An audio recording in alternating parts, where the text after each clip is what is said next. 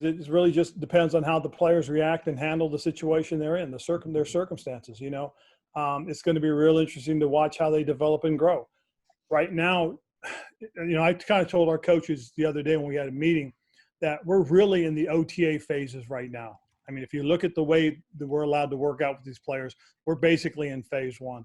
We're going to be starting phase two shortly, and then really getting into phase three, which is really just before we start with pads. So we're going to have a good, probably a good 2.5 weeks of work that I feel simulate the OTA process, which I think is good because it, gives us an opportunity to work on the base fundamentals of the very basics of what they need to know. And then once we put the pads on, then we'll start to see where these guys are. I'm not going to sell any of our rookies short. I think some of them, have come out and done the things that we've expected them to do. They've caught our eye. They've caught our attention.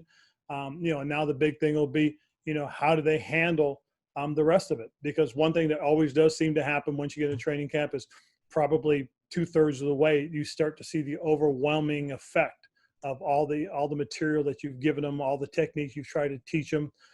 If fatigue starts to set in, and now it becomes the mental game of pushing themselves through.